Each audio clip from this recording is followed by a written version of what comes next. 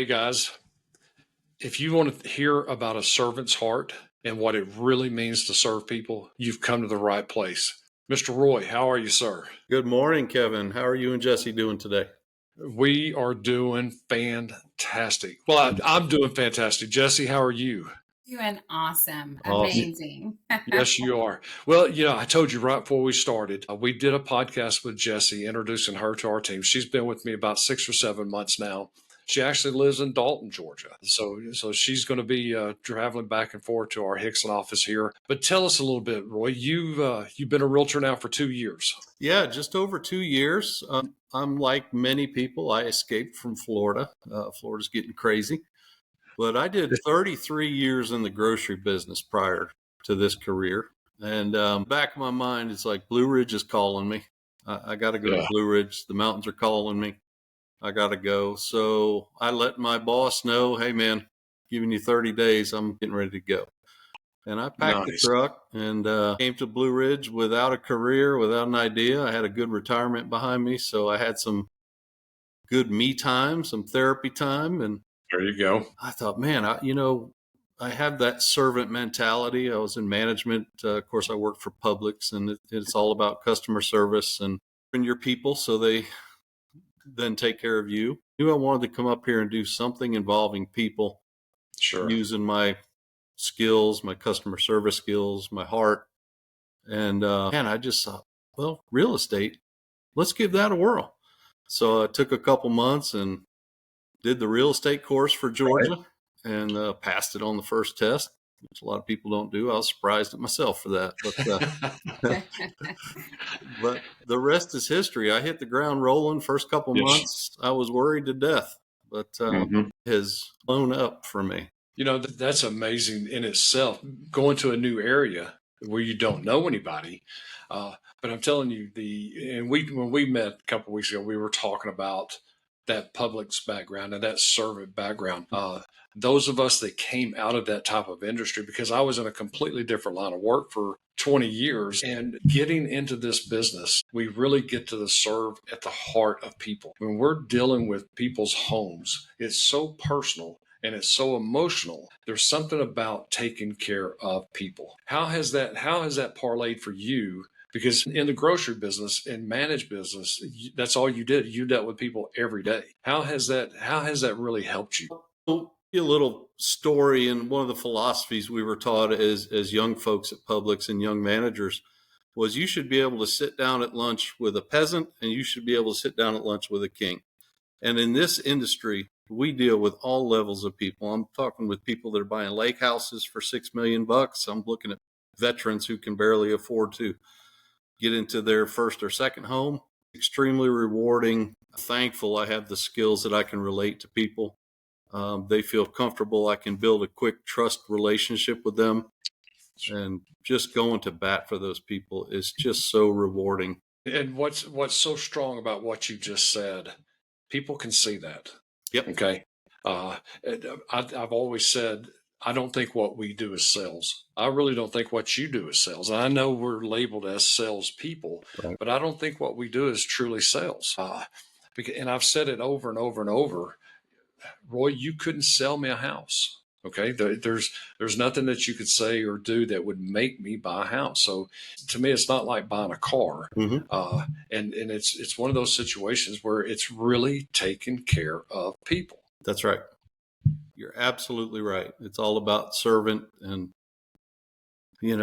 exactly what you said. I can't find that house for people. I can help them get into it. Coming from that background, it makes it so much stronger. And what I was saying is, I don't think what we do is sales. When we're dealing with people buying homes, it is so emotional. And I think I told you my story about how, I was in a refi and then I got into the purchase business. And I truly believe what we do is a calling if we do it the right way. Right. And the numbers that you shared with us the other day, brother, in 2 years, what you're doing is simply amazing. It is simply amazing. And I applaud you for that. Well, and thank you. I appreciate the recognition, but it only comes from serving people properly and giving them good customer service, going above and beyond. I don't ever hardly use that term, that's not my job. I mean, I've given people restaurants. I'm setting up their electric company. I'm doing everything we're not supposed to do because I don't have a limit on what my responsibilities are. My responsibilities are to make this as easy for you as possible. You can walk through that door with a smile on your face, stress free. Just got our home. That's what it's all about. That's what it's all about. And if you look at our two positions, okay, we're kind of the hub, and we've got so many connections all over the industry. And you're right, because we hear a lot. This is not what I do. This is not my job. Mm-hmm. And that's bringing Jessi on. It has been so strong with her background of taking care of people. Right. And at the end of the day, that's what it's all about, period. So tell us a little bit about your family. Well, I am a dad and a husband. I got two great kids. My oldest is my daughter. She's off at University of Idaho, and I had my Idaho coffee mug in my hand, but I set it somewhere else. But she's in a doctorate program in Idaho at the University of Idaho at the Moscow campus. She's going to be in the feed science industry when she gets out. So very interesting as a dad who know everything, but I found out very early that cows don't just eat grass. So they develop feed formulas and do testing on bovine, all kinds of things. Her master's program was a study in infant pig hearts to infant human applications. She sent me her final thing. I mean, it literally is a book. And I'm like, holy moly, this kid is sharp. She's very focused, and she's got a goal in front of her, and she's going to get it. And then I have a son. I wonder where that comes from. I wonder where that comes from. Yeah. You know, I know where it comes from. It's partially, I guess we're partially responsible for that, but we raised our kids like I was raised to be very independent. And, you know, if you want something, you have to go earn it, and it's up to you. I can't do it for you. And she's very focused. She was an athlete. That gave her a lot of training. Both of my kids were athletes through high school, and my son went to play college baseball. So their life skills very honed with, you know, having structure and having good coaches, bad coaches, mean coaches, nice coaches, all that stuff. So they're very well rounded. Jessi, you paying attention to this? I am. Yeah. Absolutely, yeah. I am. Yeah, Jessi. Every opportunity in life is a learning lesson. Everything, just like he said, you're going to have nice ones, mean ones. You know, every opportunity. Absolutely is a right. Experience. Yep. So, what took you to Blue Ridge? Had you vacationed there before? A friend of mine who also is the guy I mentioned earlier before we recorded. This is the guy that when he goes to Disney World, he takes pictures of other people's families. Yeah. He's just a funny guy. He has a cabin in McKaysville, Georgia, which is just north of Blue Ridge. Mm-hmm. And at the time in my life, I was dealing with a mother who was ailing, and he was in a facility, and I needed to take some time. I went to see her, and on the way back, before I left, he had thrown me his keys. He said, check out my cabin on the way back. And I did. Just peaceful. Grew up in the mountains in a different state, New York, which is beautiful. But then I escaped there, went to Florida. So the mountains have always been a part of me. I came up and stayed at his cabin. I was like, golly, I just feel refreshed here. Yeah.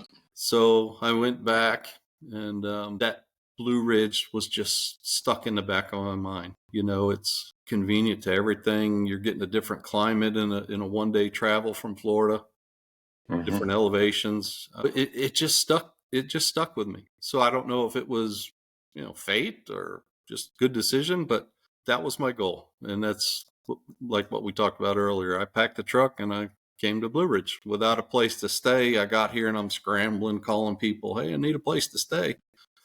Not that easy up here. So, but you know what it feels like for people moving to the area. I absolutely, that right there, Kevin, is probably one of the biggest things that I can help, because most of our clientele is coming from Florida, and I can relate to them. My former business, you know, that strikes a chord with a lot of people. I've done business with a lot of former Publix people also. Yeah, knowing steps and knowing the process, I can easily help somebody from Florida make that transition and take away the worries they shouldn't be thinking about, Right. let's just get Yeah, it is a process. I like to say that by the time we finish with them, we're going to know everything but their seventh grade locker code. And we go through our process as well. And to me, it's about walking them through that process for them to understand it and to take away the worry. There's nothing more gratifying to me. Okay. Now I'm talking the other side of the fence now, to sit down with the family and say, yes, you can. Because when somebody comes to us, and you know how it is, even though you know your credit, you know your credit 700, 800, you make good money, but there's something scary about filling out that application That's right. and exposing yourself. Yep. Okay. And there's something we have to be able to walk those people through it. And what you said was, and I like that because I've never heard it said that way. Whether we're dealing with a 20-something-year-old first-time home buyer or that engineer or that doctor, we've got to be able to walk them through that process. Because what we do, people buy homes typically every 5 to 7 years. Okay. They don't do this every day. That's right. And you've seen changes in the business in just the last 2 years as far as the lending side. So you've got to have somebody on both sides that's taking care of people, but also know what they're doing. Okay. You're exactly right. They're good at what they do. Heart surgeon, construction worker. I have to be good at what I'm doing because they don't have that everyday experience. Exactly right. Same with you guys. Okay. I thought of something, and I don't ask this a lot. Give me the one thing, because guys, you're listening. This man has been incredibly successful the last 2 years. Okay. Is doing some volume that's unheard of for somebody in first 2 years in their business. Okay. Can you point to one thing? I know we've talked about the service. Okay. But can you point to one thing that makes you stand out? No. I think it's a few things. I Okay. really do. It's work ethic. It's something I've always had. I was delivering newspapers at 12 years old, and customer service, being responsive. Couldn't believe when I got into this industry. Right off the bat, I got 2 calls from people when I was in the office. And they said, "Hey, are you a real estate agent?" I said, "Well, yeah, I'm at the real estate office." And they said, "Well, I can never get anybody to call me back." But I apologize for that. That is not how we should be. So, yeah, I'm that guy that probably works way too many hours, way too many days. I am still clawing my way up through, even though my volume's good, it needs to be better. But it's overwhelmingly just excitement I get helping people get their dream home. So all those things kind of add up and help me with my success. Not to get all geeked out on numbers, and I can, okay, because there's so many stats about people, and I don't do that don't pick this up, that don't answer this, okay.